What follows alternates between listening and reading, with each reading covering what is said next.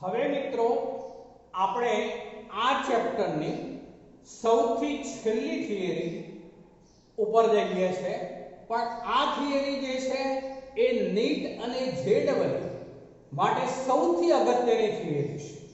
એટલે મિત્રો બરોબર સમજીશું. અત્યાર સુધી આગળની ચર્ચાઓમાં હું વારંવાર બોલતો હતો કે તેમાં દ્રાવ્ય પદાર્થ જે છે એ અબાષ્પશીલ અને અવિદ્યુત વિભાજ્ય. ઉદાહરણ તરીકે આપણે વારંવાર મેં ઉલ્લેખ કરેલો છે યુરિયા, ગ્લુકોઝ, સુક્રોઝ. આવા પદાર્થો જે છે એ અવિદ્યુત વિભાજ્ય પદાર્થો છે. બીજી રીતે કહું તો વિદ્યુત અવિભાજ્ય પદાર્થો છે. આવા જે દ્રાવ્ય કણો છે તેમનું આયનીકરણ થતું નથી, જેથી જેટલા પ્રમાણમાં આપણે દ્રાવણમાં ઓગાળ્યા હોય એટલા જ પ્રમાણમાં દ્રાવણમાં તેમની મોલ સંખ્યા જળવાઈ રહેશે. જેથી તે વખતે આપણે આવા સૂત્રોની તારવણી કરેલી છે. P0 of 1 minus P1 upon P0 of 1 બરાબર આપણે શું લીધું હતું મિત્રો, યાદ કરી લો, x2. અહીંયા x2 તરીકે આપણે શું લીધું હતું, n2 છેદમાં n1 plus n2. પણ અતિમંદ દ્રાવણ હોય ત્યારે છેદમાંથી n2 ને આપણે અવગણતા હતા, માટે n2 છેદમાં n1 લીધું હતું અને છેવટે આપણે W2/m2 into m1/w1 આપણે એ સૂત્રનો પણ ઉપયોગ કર્યો. આ બાષ્પ દબાણમાં થતો સાપેક્ષ ઘટાડો એ દ્રાવ્યના મોલ અંશ બરાબર હોય છે. ચલો, ઉત્કલન ઉન્નયન વાળી થિયરી લીધી હતી, એમાં મિત્રો ડેલ્ટા ટીબી લીધું હતું આપણે બરાબર kb into m, જ્યાં m મોલાલિટી હતી, kb જે હતો એ મોલર ઉન્નયન અચળાંક હતો. ઠાર બિંદુ અવનયન માટે જ્યારે આપણે લીધું હતું ત્યારે ડેલ્ટા tf બરાબર kf into m. અહીં પણ m મોલાલિટી છે જ્યારે kf મોલર અવનયન અચળાંક છે. અને ચોથો સંખ્યાત્મક ગુણધર્મ આપણે જે લીધો મિત્રો એમાં phi v બરાબર અહીંયા આપણે W2 RT by M2 આપણે આ સૂત્રનો ઉપયોગ કર્યો. આ ચારે સંખ્યાત્મક ગુણધર્મો જે છે એ ગ્લુકોઝ, સુક્રોઝ, યુરિયા આવા જે અબાષ્પશીલ અને વિદ્યુત અવિભાજ્ય અથવા તો અવિદ્યુત વિભાજ્ય એવો શબ્દ આપણી બુકમાં વાપરેલો છે મિત્રો, તો એમના માટે આ સૂત્રનો ઉપયોગ કરી આપણે જો મોલર દળ શોધીશું તો એ તેમના આણ્વીય સૂત્રને આધારે જે મોલર દળ શોધીએ તે બંને સમાન જ મળશે. પરંતુ મિત્રો હવે આપણે અસામાન્ય મોલર દળ ઉપર જવું છે. અસામાન્ય મોલર દળ અને વોન્ટ-હોફ અવયવ અને વોન્ટ-હોફ અવયવ મિત્રો આ થિયરી અસામાન્ય મોલર દળ અને વોન્ટ-હોફ અવયવ I માટેની છે. તો પહેલા તો આપણે માનો કે આવું કોઈ સંયોજન લઈએ છે NaCl. NaCl જલીય દ્રાવણ છે. એને જ્યારે આપણે પાણીમાં દ્રાવ્ય કરીએ ત્યારે તેમાંથી Na aqueous Cl aqueous બની ચૂક્યા હોય મિત્રો. તો અર્થ એવો થયો કે આપણે આ 1 મોલ દ્રાવ્ય કર્યું હોય તો તેના આયનીકરણથી 1 મોલ Na અને 1 મોલ Cl બનશે. આમ જ્યારે સંપૂર્ણ આયનીકરણ થાય ત્યારે એમાં આયનોની સંખ્યા હું સાથે લઉં છું મિત્રો. આયનોની સંખ્યા 2 થશે આયનની સંખ્યા 2. બીજું ઉદાહરણ લઉં છું MgCl2 aqueous. મિત્રો આમાંથી આવું બનવાનું Mg2 aqueous વત્તા twice Cl aqueous. એટલે એનો અર્થ એવો થયો કે આમાં 1 મોલ દ્રાવ્ય કરીએ તો તેના આયનીકરણથી 3 મોલ આયનો ઉત્પન્ન થશે. એ જ રીતે આપણે માનો કે AlCl3 લઈએ છે aqueous, એનું આયનીકરણ કરાવીએ તો Al3 aqueous વત્તા 3Cl aqueous. એટલે મિત્રો અહીંયા 1 મોલ AlCl3 ઉમેરતા 1 મોલ આ અને 3 મોલ આ એટલે કુલ 4 મોલ આયનો બનશે. આ ઉપરાંત મિત્રો આપણે K4FeCN6 નું દ્રાવણ લઈએ છે. આવું દ્રાવણ આયનીકરણ પામે ત્યારે 4K+ aqueous અને વત્તા FeCN6 type 4- aqueous. આ રીતે મિત્રો આ 1 મોલ આપણે દ્રાવ્ય પદાર્થ ઉમેર્યો હોય ત્યારે દ્રાવણની અંદર તેનું આયનીકરણ થઈ 4 મોલ K+ અને 1 મોલ FeCN6 4- ઉત્પન્ન થશે. આમ ટોટલ 5 મોલ કણો ઉત્પન્ન થશે. અહીં મિત્રો આ બધા જ મેં ઉદાહરણો લીધા છે તે આયનીય સંયોજનો છે, વિદ્યુત વિભાજ્ય દ્રાવ્ય પદાર્થો છે. ગ્લુકોઝ, સુક્રોઝ અને યુરિયા એમાં આવું આયનીકરણ નહોતું થતું. આ વિયોજનની ઘટના કહેવાશે. આયનીય સંયોજનો જ્યારે જલીય દ્રાવણમાં દ્રાવ્ય કરવામાં આવે ત્યારે આ રીતે તેમનું આયનોમાં રૂપાંતર થવાને કારણે ભલે ને આપણે અહીંયા ચોક્કસ 1 મોલ દ્રાવ્ય પદાર્થ ઉમેરેલો હોય તેમ છતાં દ્રાવણની અંદર તેમના દ્રાવ્ય કણોની સંખ્યા આમાં NaCl માં બમણી એટલે કે 2, MgCl2 માં 3 ગણી એટલે કે 3, AlCl3 માં 4 ગણી એટલે કે 4 આયન અને K4FeCN6 માં 5 ગણી થશે. જેને કારણે જો આવા દ્રવ્ય પદાર્થોને આધારે આપણે કોઈ પણ દ્રાવ્ય પદાર્થ આ સંખ્યાત્મક ગુણધર્મોનો ઉપયોગ કરી અને જો સંખ્યાત્મક ગુણધર્મના મૂલ્યો મેળવવામાં આવે તો મિત્રો બરોબર યાદ રાખજો શું બોલું છું તે NaCl માટે સંખ્યાત્મક ગુણધર્મનું મૂલ્ય બમણું મળશે. MgCl2 માટે સંખ્યાત્મક ગુણધર્મનું મૂલ્ય આ રીતે 3 ગણું મળશે. AlCl3 માટે 4 ગણું મળશે. K4FeCN6 માટે 5 ગણું મળશે. દાખલા તરીકે આપણે NaCl નું જલીય દ્રાવણ છે એના દ્વારા આપણે માનો કે ઠાર બિંદુ કે ઉત્કલન બિંદુ આપણે ઉત્કલન બિંદુમાં થતો વધારો લઈએ. ચલો ડેલ્ટા Tb લઈએ NaCl ના 1 મોલ જલીય દ્રાવણ માટે તો ડેલ્ટા Tb બરાબર મળશે 2 * 0.52 એટલે કે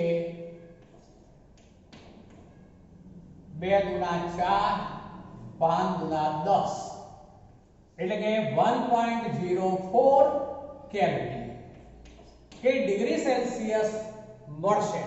એટલે કે ગ્લુકોઝમાં જે મળે તેના કરતા NaCl 1 મોલ જ હોવા છતાં તે પાણીમાં દ્રાવ્ય થવાથી 2 મોલર હોય તેમ વર્ષે, જેને કારણે ઉત્કલન ઉન્નયન સંખ્યાત્મક ગુણધર્મનું મૂલ્ય એ બમણું મળે છે. MgCl3 માં 3 ગણું મળશે, AlCl3 માં 4 ગણું મળશે, K4FeCN6 માં 5 ગણું મળશે. જેને કારણે આપણે જો NaCl નું મોલર દર શોધીશું તો NaCl નો મોલર દર એ 58.5 ગ્રામ પર મોલ મળવાને બદલે તેના કરતા અડધું એટલે કે 29.25 મળશે। મિત્રો ફરીથી રિપીટ કરું છું, NaCl સૂત્ર મુજબ તેનું મોલર દળ 58.5 થાય, પરંતુ જો આપણે આ સંખ્યાત્મક ગુણધર્મનો ઉપયોગ કરી અને જો આપણે NaCl નું મોલર દળ શોધીશું તો એ આપણને 29.25 મળશે, એટલે કે અડધું મળે છે। તો આમ મિત્રો જે સંખ્યાત્મક ગુણધર્મનું મૂલ્ય મળે છે બમણું મળશે, પણ જે મોલર દળ મળશે એના સાચા મોલર દળને બદલે અહીં અડધો મળે। MgCl3 માં ત્રીજા ભાગનો, AlCl3 માં ચોથા ભાગનો કે FeCl6 માં પાંચમા ભાગનો થશે અને તેને કારણે સાચો અણુભાર આપણને મળી શકશે નહીં।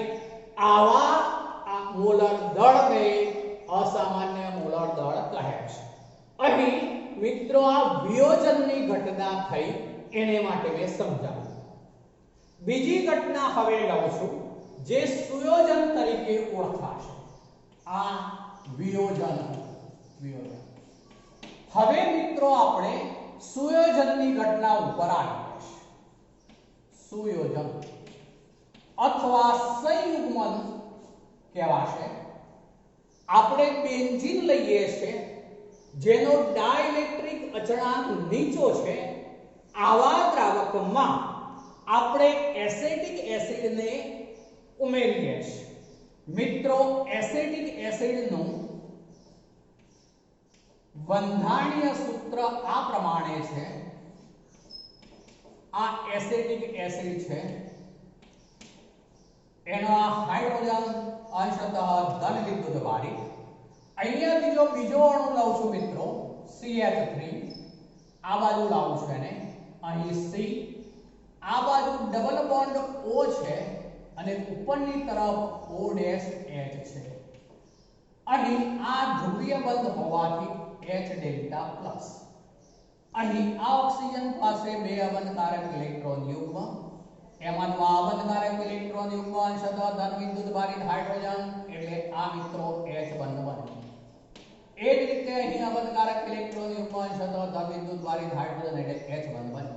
આમ નીચા ડાઇલેક્ટ્રિક અચળાંક ધરાવતા બેન્ઝીન જેવા દ્રાવકમાં જ્યારે આપણે એસિટિક એસિડ અથવા માનો કે બેન્ઝોઇક એસિડ જેવા દ્રાવ્યને ઉમેરીએ ત્યારે તેમના બે અણુઓ એકબીજા સાથે હાઇડ્રોજન બંધ દ્વારા જોડાઈ સંયુક્ત રીતે આખો એક જ અણુ હોય તેમ વર્તે છે। એટલે મિત્રો અર્થ એવો થશે કે આપણે 2 મોલ CH3COOH દ્રાવ્ય કર્યા હોય પણ દ્રાવણની અંદર જે છે એ એક જ મોલ એસિટિક એસિડ હોય તે પ્રમાણે વર્તશે। જેથી આવા દ્રાવ્ય પદાર્થ માટે આપણે જો કોઈ પણ સંખ્યાત્મક ગુણધર્મ આના દ્વારા મેળવીએ પ્રયોગ દ્વારા, તો એ સંખ્યાત્મક ગુણધર્મનું મૂલ્ય જે છે એ તેના વાસ્તવિક મૂલ્ય એટલે કે ગ્લુકોઝમાં જે મળતું હોય એના કરતા આમાં સંખ્યાત્મક ગુણધર્મનું મૂલ્ય અડધું મળશે। પરંતુ જો આપણે આનું મોલર દળ શોધીશું તો એસિટિક એસિડનું વાસ્તવિક મોલર દળ જે 60 છે ગ્રામ મોલ ઇનવર્સ, એને બદલે આ સંખ્યાત્મક ગુણધર્મને આધારે જો આપણે આનું એસિટિક એસિડ દ્રાવ્ય કરી મોલર દળ શોધીશું તો એ આપણને 120 ગ્રામ મોલ ઇનવર્સ મળશે। આમ મિત્રો આ ઘટના એ સંયુગ્મનની અથવા તો સુયોજનની ઘટના છે। આમ અહીં ડાયમર એટલે દ્વિઅણુ રચના બને છે। આનો અર્થ એવો થયો મિત્રો કે જ્યારે દ્રાવ્ય પદાર્થ ગ્લુકોઝ, સુક્રોઝ કે યુરિયા હોય તો તે પદાર્થો અવિદ્યુત વિભાજ્ય હોવાને કારણે તેમાં વિયોજન કે સુયોજનની ઘટના થતી ન હોવાને કારણે સંખ્યાત્મક ગુણધર્મો આ સૂત્રોનો ઉપયોગ કરી અને એવા દ્રાવ્ય પદાર્થો માટે આપણે પ્રાયોગિક રીતે જે મૂલ્યો મળે તેના ઉપરથી જે મોલર દળ મેળવીએ એ તેમના સાચા મોલર દળ મળે છે. પરંતુ આવા આયનીય સંયોજનો કે પછી એસિડિક એસિડ જે બેન્ઝીનમાં દ્રાવ્ય કરીએ છે એવા પદાર્થો જ્યારે દ્રાવકમાં દ્રાવ્ય કરીશું ત્યારે વિયોજન અથવા તો સુયોજનની આ પૈકી કોઈ એક ઘટના બનશે જેને કારણે દ્રાવણમાં જેટલા મોલ દ્રાવ્ય પદાર્થ આપણે ઓગાળ્યો હોય તેના કરતા દ્રાવણની અંદર તે વધુ આયનો કણોની મોલ સંખ્યા અથવા તો કણોની મોલ સંખ્યામાં ઘટાડો થાય તે રીતે વધશે જેને કારણે પ્રાયોગિક રીતે મેળવવામાં આવતું મોલર દળ તે અસામાન્ય મોલર દળ મળે છે. જે તે સંયોજનના આણ્વીય સૂત્રને આધારે જે સાચો મોલર દળ હોય એના કરતા જો વિયોજન થયેલું હશે તો અસામાન્ય મોલર દળ ઓછું મળશે, પણ જો સુયોજન થયેલું હશે તો અસામાન્ય મોલર દળ વધુ મળે છે. હવે મિત્રો આ મુશ્કેલી દૂર કરવા માટે વોન થોપ નામના વૈજ્ઞાનિકે એક નવો અવયવ દાખલ કર્યો જેને વોન થોપ અવયવ I તરીકે ઓળખવામાં આવે છે. મિત્રો વોન થોપ અવયવ I બરાબર આવા સૂત્રો છે બરાબર આણ્વીય સૂત્રને આધારે સામાન્ય મોલર દળ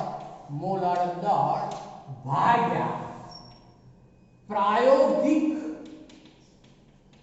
અવલોકિત મોલર દળ. એટલે કે મિત્રો આપણે જો NaCl માટે લઈએ તો આ આણ્વીય સૂત્રને આધારે સામાન્ય મોલર દળ એનું 58.5 ગ્રામ મોલ ઇન્વર્સ કહેવાશે.